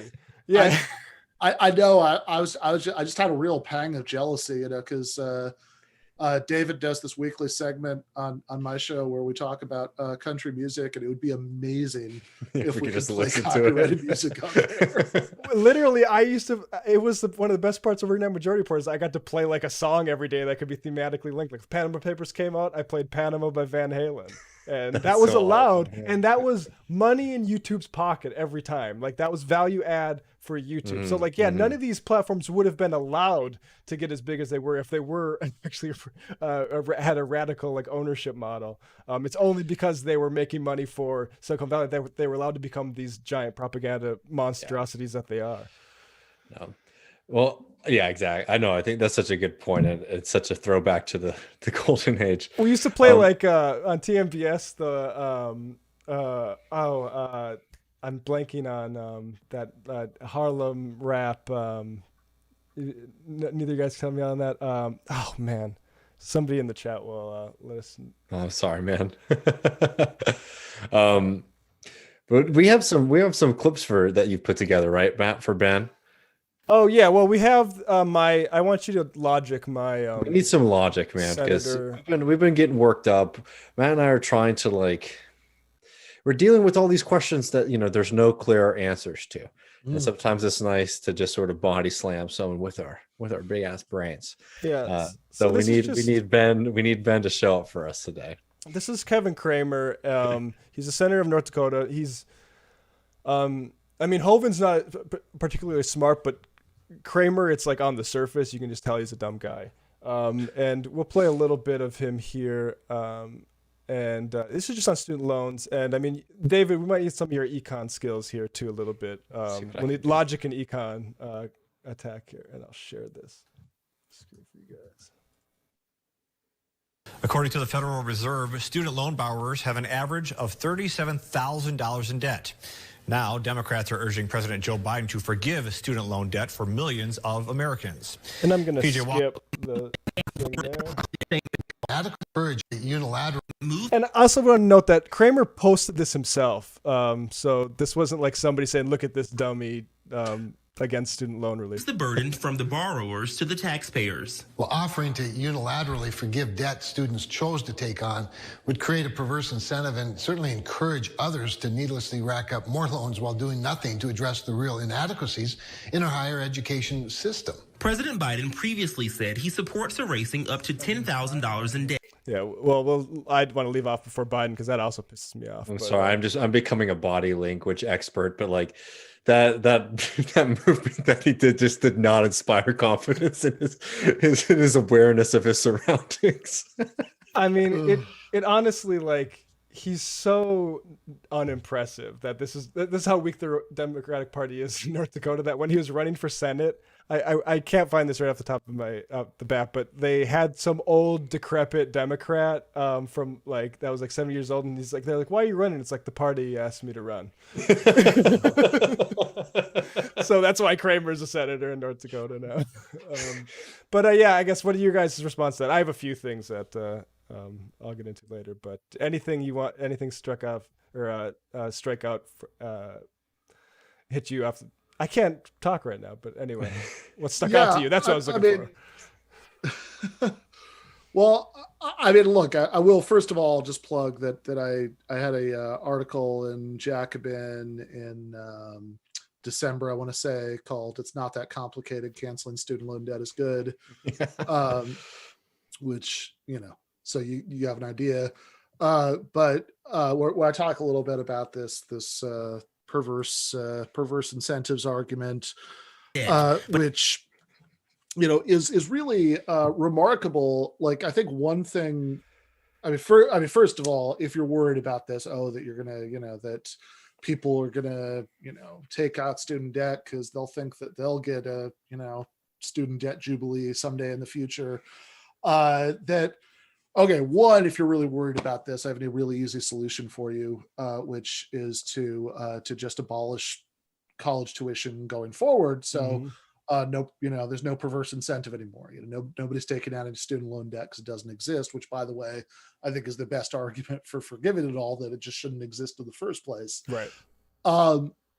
But also, I think that this argument pairs really oddly with another very common argument against forgiving student loan debt, which is that, this is regressive because people who come from higher income backgrounds are more likely to go to college. So actually, this is more, like you're doing a favor for rich kids. That's like that's the flavor of the argument. And a lot of that's extremely misleading anyway, because people who go to college are more likely to come from relatively higher income backgrounds. But within the group of people who go to college, people who come from lower income backgrounds are more likely to be saddled with massive amounts of student loan debt for obvious reasons, because their parents can't just cut a check. So for example, there's a huge racial gap in student loan debt that Black graduates are vastly more likely than white graduates to have a huge pile of student loan debt, or not even graduates. That's also with this falls the hardest on people who go for long enough to accumulate some debt, but don't end up graduating. Right. And in a way, like, it's really weird when you put these arguments together, because say, well, okay, hold on. But when you're talking about this perverse incentive for who? Right? Yeah. Like what you're saying is that what you mean when you say perverse incentive is that people who can't really afford it will go to college because they'll think that it'll be forgiven someday. To which all I really have to say at a moral level is, yeah, good, and I hope so on both counts, right? That everybody wants to call in college, be able to go to college, and yes, it damn well should be forgiven. And it's really like there's something really despicable about saying on the one hand that this is regressive because going to college is a higher, tilts higher income. So, which is true, because lots of poor kids never try to go to college because they know, that that the financial aid bureaucracy is a nightmare. They just don't want to try to deal with it. But that's because we're charging people to go to college and making them go into debt to go to college. If you want that to change, if you don't want this to be primarily something that people who come from higher income backgrounds do, then you shouldn't be saddling people with student loan debt and indentured servitude. Yeah, I certainly wasn't thinking of debt forgiveness anytime that I signed on for my student loans. I mean, and it's so predatory that like 18 and 21-year-olds are put in that position, right? Like, because I had not a terrible amount of student loan debt from my undergrad, more from my summer abroad. But I got accepted to NYU, and that's a prestigious university. I couldn't have gone if it wasn't for massively taking out loans. And I did it because and look, I saw some indication that maybe it was a huge risk. At the same time, you get that like acceptance letter, and like neither of my parents went to college, and that looks like you've done it, right? Like that's a success. So you're going to do it, and you're told that of course you're going to be in New York, you're going to be making $125K, you'll be paying that off easy anyway. And like it's obviously about controlling people who want to get an education, that hurdle is put in their way. And I mean that's exactly it. Is that it's so disgusting to see, people who make all these arguments against trying to have any alleviation for the student debt crisis, and then obviously for alleviating it permanently by making universities across the country free. It's disgusting that people make that argument and then lean so heavily into the solution to poverty is education, right? Like they tell those two same lies together. It's just like this. Honestly, it's the same kind of logic as all of these liberals, right, centrists and Republicans, who when it comes time to giving everybody $2,000 checks, starts to become very worried about income inequality and wants to make sure that people making $80,000 a year or whatever don't get the $2,000 checks. Here's the solution that you can say to every one of those arguments when people start worrying about these regressive policies too much. You say, oh yeah, if we are worried that these are going to go to people at a certain income bracket that we don't want to go to, raise the taxes on that income bracket, and then you recoup your losses and make sure that all these people don't fall through the cracks. Like it is an argument that is so it's proliferated so much of U.S. political discourse at this point. That is actually amazing that we just don't have that as our default position. Like just press a button, like record yourself saying that once, and you can put that in place of an argument for almost all of these, positions that these arguments that they make against universal programs that will help people. Yeah, raise taxes. The second quick point I want to make too is all of this hand wringing about the worry about the what was the phrase that he used, the slippery slope about the moral imperative. That if we make it easy for people who have debts, that they're just going to get themselves more and more indebted in the future. We have a huge crisis of that already in this country that's not even limited to student loan debt, because money is so cheap for people, because interest rates have been so low for a really long time, and because average wages of working people in this country have been so stagnant for a very long time. There has been a very perverse incentive, right? Which is very different from people trying to borrow money to get educated or to buy a basic, goods. And, honestly, at a certain point, just basic comforts like a refrigerator, maybe a television so you can watch some TV after working at an Amazon facility, 40 hours a week and not being able to get any break time for yourself, right? A really perverse incentive for all these corporations who are now stepping in to provide people with these small time loans. I'm talking about things like Afterpay and Affirm, right? Like if these people are really worried about creating a dynamic where people are going to get more and more indebted, they should be targeting these, companies that are, being predators in a situation that is caused by low wages and desperation for most people in this country. Yeah, yeah, no, I mean, absolutely, and also sometimes people say, well, why student loans? What about this kind of debt or that kind of debt? And I think that the answer is pretty much always, yeah, that too, right? Like that's like yes, in general, people are saddled with all kinds of extremely unreasonable debt, and we should have we should have a lot of different kinds of debt forgiveness. But the real, I mean, the question is like, and I think that I think there's a discussion to be had about the fact that, that maybe, on the left, we spend a lot of time talking about, free college and student loans because so many of us are people who, who experience those particular things, and as in fact, as I remember Matt saying once in the past, if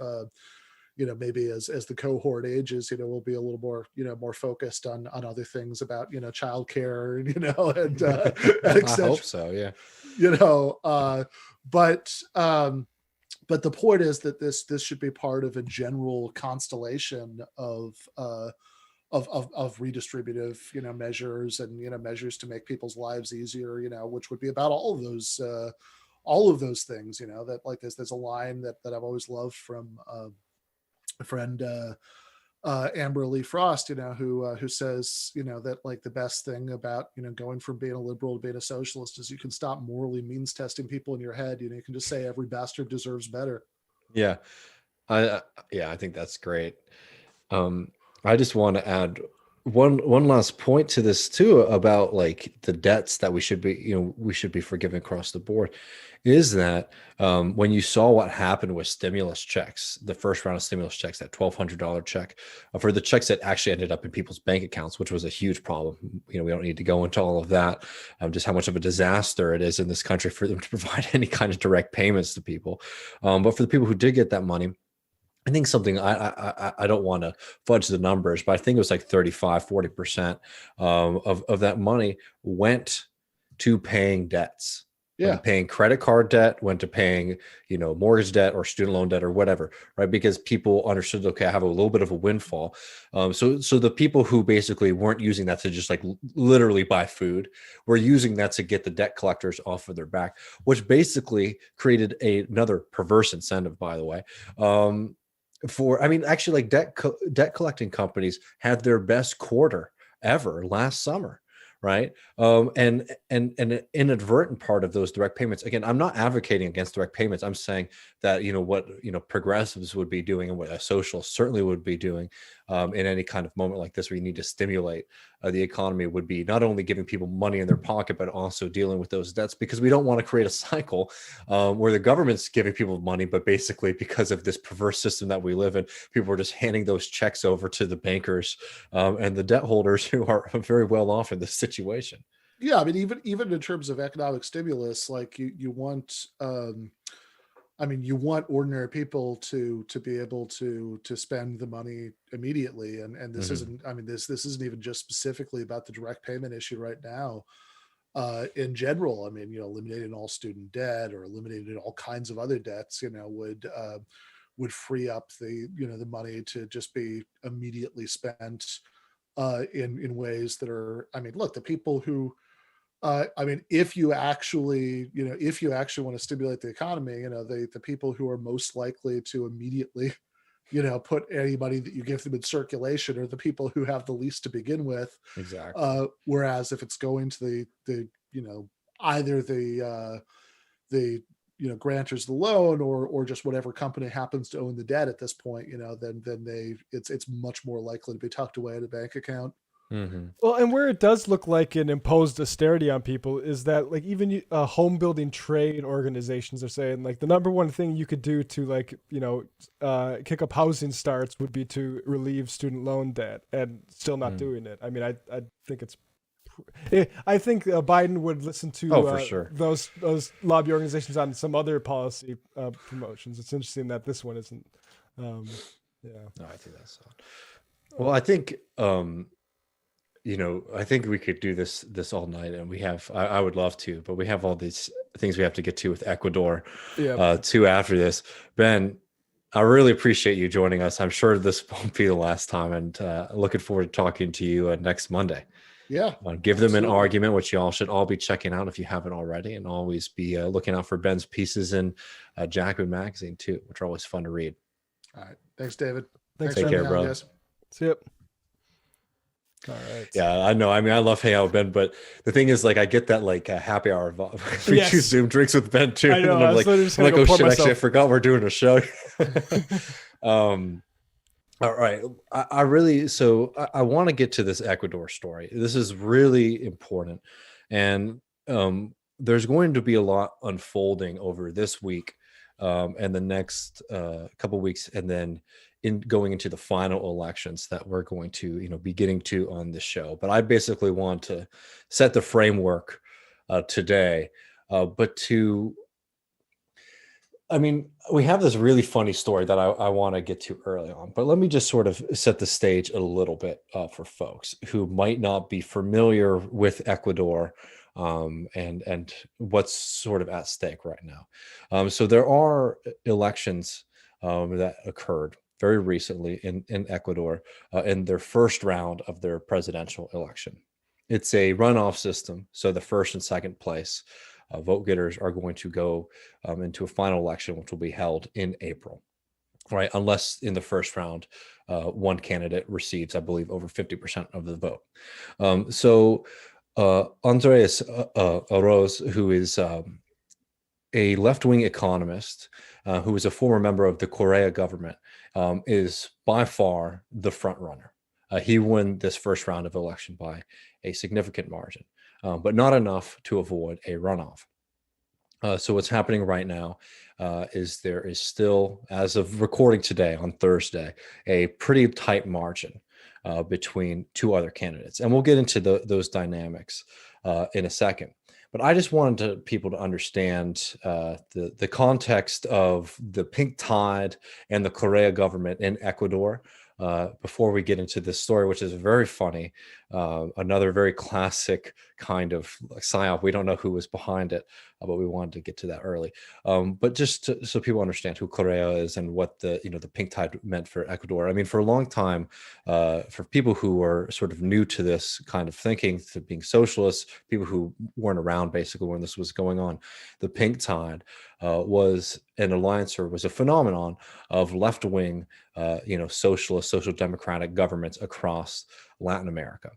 Lula da Silva, right, was example of that. Evo Morales and Correa, right, along with Hugo Chavez, as well as Maduro, right? This was an incredible moment in Latin America where you saw this coalition of left-wing governments coming into power and basically pushing back against the Washington consensus, the IMF consensus, and doing a lot of good for their people. So Rafael Correa was one of the major leaders of the pink tide. He was the leader of Ecuador. He doubled the minimum wage, cut poverty in half, and invested heavily in healthcare. He, like Lula and like Morales, faced what we're calling now a lawfare very recently. So this is somebody who is definitely not a friend of the U.S. State Department. He's definitely not a friend of the Latin America right wing, and he's somebody who is constantly maligned because of that.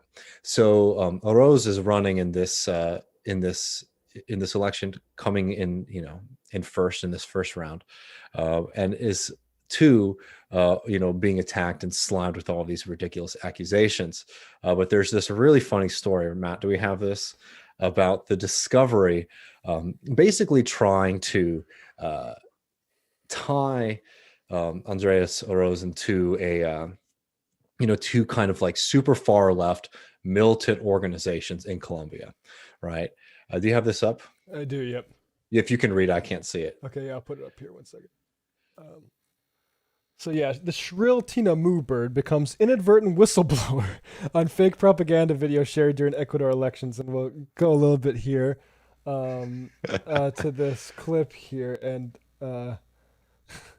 para nuestros camaradas revolucionarios de la hermana de la República del Ecuador. Mantenemos nuestra palabra de apoyar la lucha revolucionaria de los procesos progresistas en América Latina, por lo que continuará nuestro compromiso de asistir a la campaña política en Ecuador. Now it says it's in Colombia. Now you won't, if you don't speak Spanish, you won't understand that. But what you will understand is the bird song behind it, and that was all that was needed for some ornithologists to determine that the video was not in fact filmed in the Colombian jungle, but probably in Ecuador somewhere, where this bird is known to inhabit. So I mean, shout out to the shrill Tinamou bird for its solidarity, whistleblowing. Its habitat is under threat from climate change, of course. So I don't know. Hopefully we can do it a solid and reverse that a little bit. After they helped out. Yeah, and we bring this up because it's a very funny example, but this is just something that you're going to be seeing a lot of, right? Which is whenever you start to see attention in U.S. media, start getting pointed in the limited way that it does, to countries like Ecuador or Bolivia, you start to get a lot of wild stories, and it's just a good reminder to folks that there is just an incredible amount of misinformation and propaganda emanating from out of this election. So let me just I'm trying to think if I should let me set the stage a little bit to everybody about what this election means. So I talked a bit about Correa and what that had meant for working people in Ecuador. And again, look, these aren't perfect systems. Correa is not like, some kind of perfect prophet or anything like that, but very much represented a break with the IMF, very much represented a break with U.S. imperialism, very much represented pan-Latin American solidarity that was fighting for the working class, a group of people who have had, a boot around their neck for hundreds of years. You cannot talk about Latin America without understanding that South America in particular, obviously, though not to exclude Central America, has been defined by extraction by imperialist powers since Europeans appeared. Right? You need to understand that if you're going to understand why it's so important that we see these justice movements today. So Correa comes into power, and then after he leaves, he's succeeded by Lenin Moreno, who was in his government and was supposed to be one of his understudies. And we should just say the name is Lenin Moreno. Do you want to comment on? Yeah, and that is not an accident. He was named after the revolutionary communist Vladimir Lenin, which is just a tragic joke if you realize once you understand who this person is and what he ended up representing. But this was somebody, who was supposed to represent, a continuity of this government, not a break. That's how he came into power. People were like, okay, this will be a continuation of these programs. But almost immediately, he became a lapdog for the United States and the IMF. Heavily indebted the country to the IMF, took horrible loans that, of course, came with all the typical IMF stipulations of increased austerity and privatization and attack on workers' rights. Most notably, I think, for Americans, or I guess anybody, but that people might be familiar with, is that Lenin Moreno evicted Julian Assange from the Ecuadorian embassy in the United Kingdom, essentially condemning Assange to state terror by the United States and the United Kingdom. Also, it should be noted that Moreno also turned his back on other pink tide leaders. He refused to let Evo Morales fly over Ecuador when Evo Morales was fleeing far-right Christian fascist violence, right? So that's what's been going on for the past few years, is increased austerity, increased power for the IMF, the destruction of the project of Korea, and just a push to privatize as much as possible. And just to paint the picture a little bit more clear to people about like the economy of Ecuador. Ecuador is around 17 million people. Its main industries are petroleum and food processing, textiles and wood products and chemicals.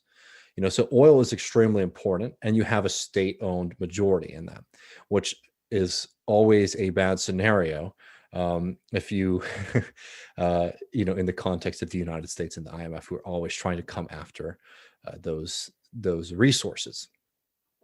So Moreno took horrible IMF loans, increased austerity, started privatizing parts of the central banking system, raised oil prices for people in Ecuador, which is, very damaging to folks. And he turned his back on on Korea and toward the United States and the IMF. So let me see. And so now let's talk about the other two people who were coming up against Oroz in this most recent election. Coming into this week, when they were counting the votes, and it's very, very close. I mean, I think we're somewhere around like 99% of the votes have been counted. It also needs to be noted that Moreno did everything that he could to prevent Correa or anybody associated with him participating in this election, right? So that includes banning political parties, trying to ban Oroz from running in the first place, anyone who basically had any association with Correa, basically just throwing out the book on any kind of democratic project. You need to understand the context of this election to understand what's going on here, right? This isn't just a normal, people show up and register to vote, people show up and declare themselves as candidates. This has been a fight to make sure that people are able to have their voice heard. So now we are at 99% of the votes totaled, and again, Correa's, somebody associated with Correa, Oroz looks like he's going to win out, and we'll talk a little bit more about his platform later. But now there is a very, very tight race between Yaku Perez, and who is an indigenous leader with some pretty interesting and suspicious positions, I must say so. But he is sort of being framed in the Western press as this kind of eco-socialist leader. And we'll get a little bit more into depth on that later. And he is basically neck and neck with Guillermo Lasso, who is an ex-Coca-Cola executive, a super wealthy businessman, somebody who is constantly running for office and for the presidency. Perez was actually up until I believe early today, but right now it is looking like it will be a runoff between Lasso and the Rose in the final election in April, right? So basically a continuation of a social democratic or socialist project in Ecuador versus far right IMF politics. And yeah, how much do we want to get into Yaku Perez? I definitely want to get into him. I just want to put the positive agenda up first. Okay, why we like Oroz, why we like the continuation of the Correa project. We were talking about the history of the country earlier. Oroz did a really great interview in Jacobin magazine, which we can post or put in the show notes or something maybe later.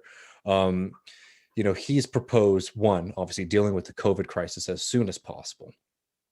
He wants to give $1,000 to 1 million Ecuadorian families in their first week of government. It should also be noted that they use the U.S. dollar in Ecuador. And that proposal, by the way, it should also be noted that Perez, who people are now trying to portray as this, again, like more left-wing candidate, like a lot of people in the U.S. are making this kind of statement, said that proposal would be a waste because those families would probably use that money to buy beer. Which is like, honestly, there's a lot more in this Ben Norton Gray Zone piece on Perez, but if that's like that's all you need to really hear, right? And there's more than the Norton piece out there too. There's a lot of other people who've been doing that reporting, but absolutely, that's definitely, should give you kind of implication as to where this person's standing on a lot of these issues. But Rose also wants to repatriate money taken from the country. We're talking about places like Miami and Europe. We talk about a lot on this on this show about how big of an issue that is not being able to, one, control your own currency, but also to prevent people from just basically being able to extract all of the money out of the country whenever they please. So he wants to make sure that those kind of very wealthy people are forced to participate in the society they, allegedly are a part of. He wants to obviously fight for vaccination for frontline workers as soon as possible, which has already been a huge scandal, with high up government officials in the Moreno government getting it first.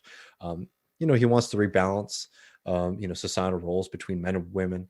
And he really, and this is why he's going to be such a threat and why you're going to see so much nonsense about him and the Correa Project going forward. He opposes unipolarity, right? They want to continue to have relations with China and with Russia. And they want to fight for Latin American integration, right? Which, again, is a very positive program, but not a program that's going to be very positive to the United States State Department. Yeah, just a note on Correa. There's this 2007 story in Reuters. Ecuador wants a military base in Miami, and this is because Correa said, if you want to keep your base in Ecuador, then we get to open one on Miami, which is very funny position to put the U.S. government in. So, and that's one of his, anti-imperial policies. I read a book, The Ebb of the Pink Tide. It was a Pluto Press book, and it was written after when Moreno was in power. So, and Lula, I think, in prison, or like things weren't looking good for the Pink Tide broadly. And so this it's a little bit more skeptical of the Pink Tide treatment. But it's interesting the relationship that Correa had with the State Department, because he did this stuff and the Assange stuff also,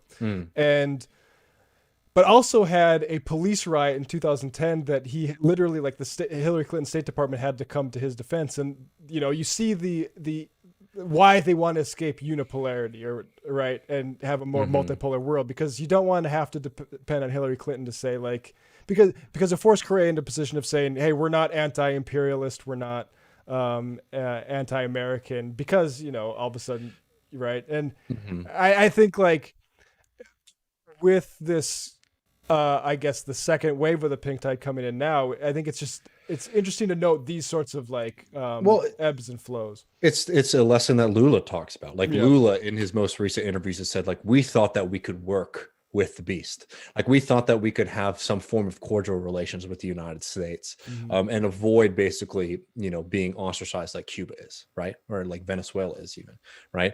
And he would, as we talk about a lot on TMBS and have continued to do so on this show, there is a clear line between the United States government and the lawfare against Lula. Right? They wanted to get him out of power. They were willing to wage, covert war against him, just like they were willing to do it in Bolivia. And just like we know that they are prepared to do it in the case of Ecuador. So what we are seeing from these Pink Tide leaders now is more and more comfort, and just understand that there really just isn't any other choice in the fight against U.S. imperialism. And were you saying that Yaku Perez had basically the OAS line on different area coups? That's what I want. Yeah. And that's what I wanted to get to as well. Right. I know there are, Perez, there are some people on the left who are anti-imperialist. So I think sometimes their first reaction is to run to maybe the most conspiratorial sides on things. And I don't think that it's helpful when you have so much that is very clear.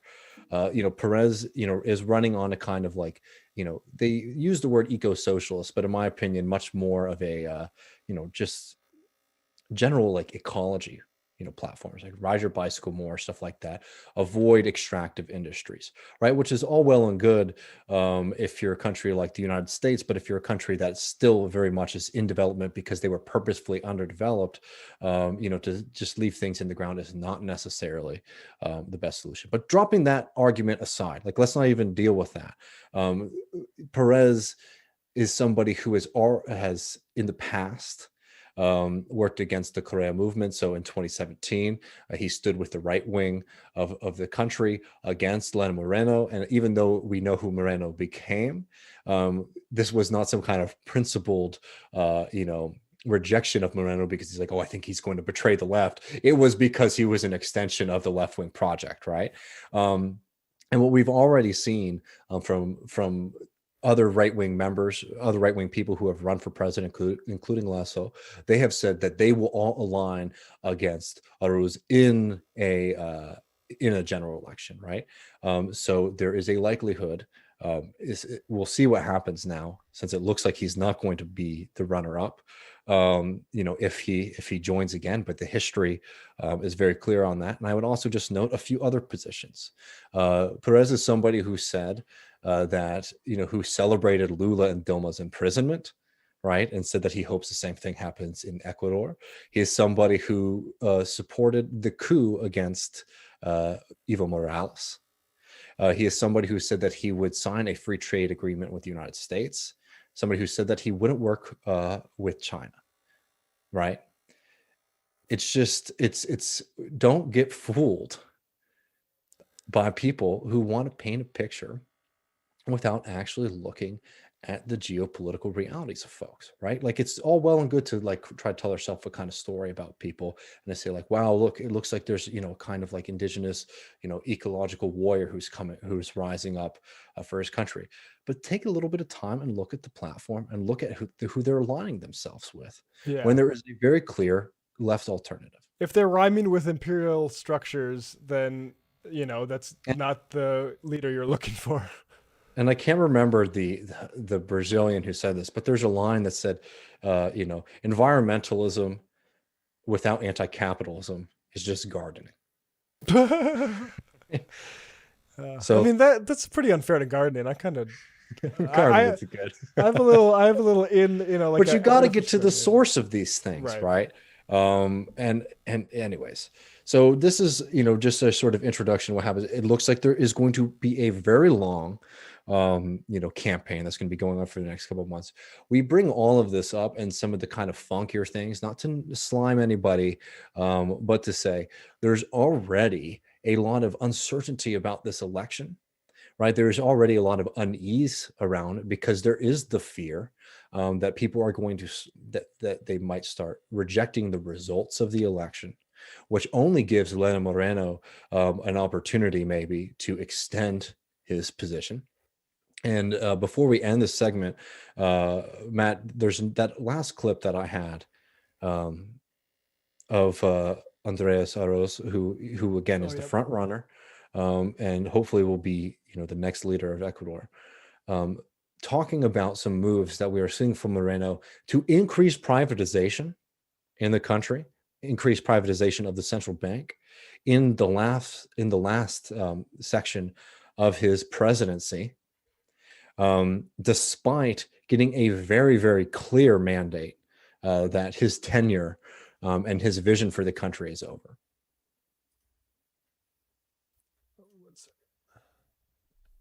Manifestamos nuestra abierta oposición a la ley de privatización del Banco Central que ha enviado el día de ayer el señor presidente saliente Lenín Moreno a pocos días de dejar su gobierno. No vamos a permitir que se apruebe una ley en donde contempla que los cargos que dejará él nombrados tengan un periodo más largo que la próxima administración de la presidencia de la República.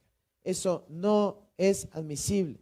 No es admisible que se quiera privatizar la gobernanza del Banco Central para que los banqueros puedan seguir en el ejercicio del poder independientemente de la voluntad democrática del pueblo ecuatoriano. Y finalmente, no vamos a permitir que dejen cambiada la normativa para que cuando llegue un gobierno soberano representativo de su pueblo no pueda modificar las normas relativas a la reestructuración de créditos. Por favor. Yeah. And, for people who are listening, basically he's saying that they're not going to allow the Moreno government again, who is not running because he has literally no approval, because he has failed as a president and basically turned the country, into an open garage sale to the IMF and Western powers. That they are not going to allow him to continue this program in the waning time, in the waning part of his presidency. I know we've gone for a while, Matt, but there's something I want to actually include as part of this segment too. Mm-hmm. These last two stories, because I want to remind people of the stakes, right? It's the section called Justice in Bolivia and Brazil. Because one thing, the reason that we're coming in hard about this, we want people to understand what's happening there, and we are, not indulging in a kind of fantasy that, like, okay, yeah, we support, Oroz, coming into power, but also it's so fine and dandy that he's getting challenged from the left, maybe, right? We are coming in hard about this because people need to understand how high the stakes are, right? And these two stories about hopefully justice being seen, right, should remind people of just what the right wing is capable of in this part of the world. So we have this first one up here. So this is a hopeful story. These are two hopeful stories in the wake of absolute tragedy.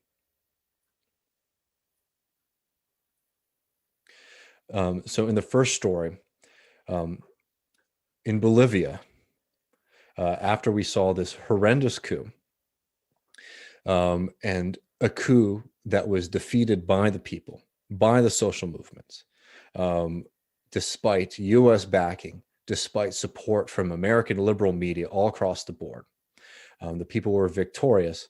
It still saw serious violence.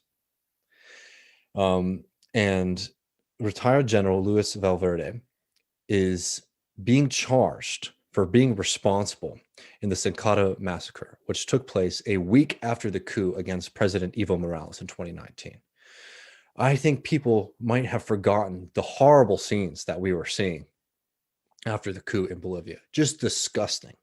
And the fact that there's still people who have jobs in commentary at respected institutions who have not had to have any repercussions for their support of this coup is disgusting. Who are applauding it as a victory for democracy. Yes.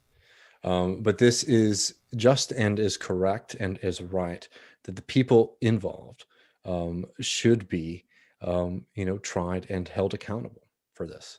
So that is, a reminder of what happened in Bolivia, and is again, something that we've said, with Morales and, with Morales basically being back in the social movements, being back involved with the fight for the people, and Luis Arce, reinvigorating MAS.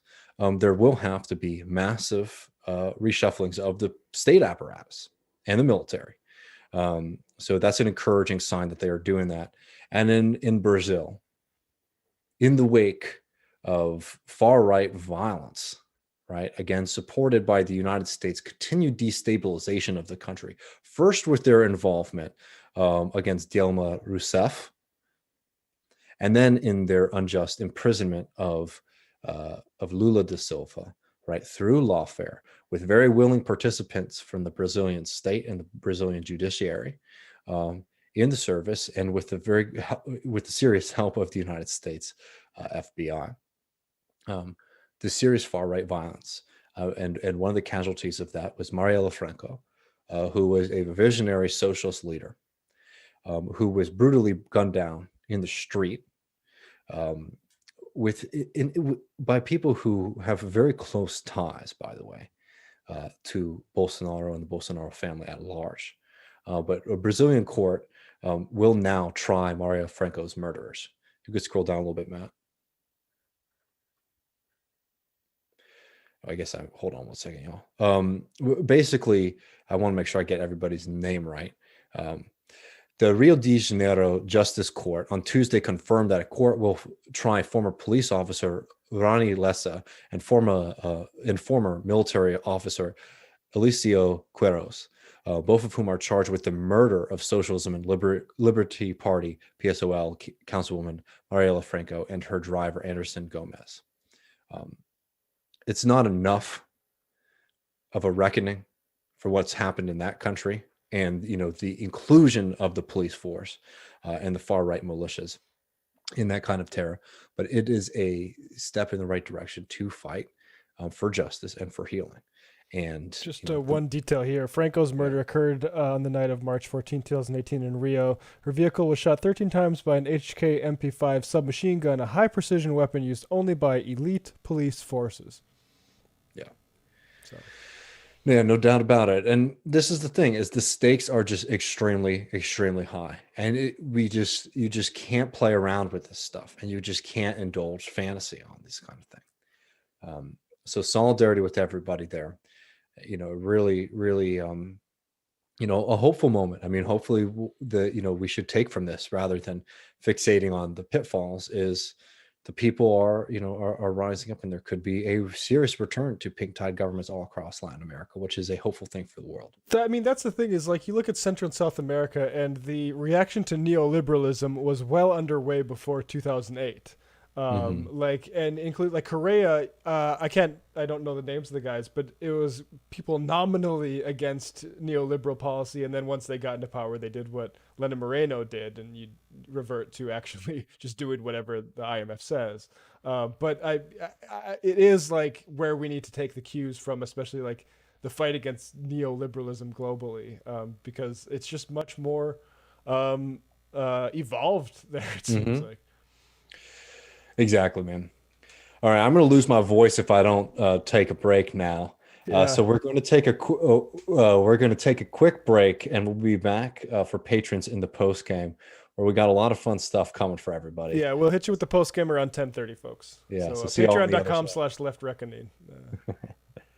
And next week, we're going to be joined by the Value of Labor Report to talk about Alabama and the union fight there. And also we'll be joined by Grace Blakely to talk the Corona economy, financialization, and some ways that we can fight back. So Look forward to that.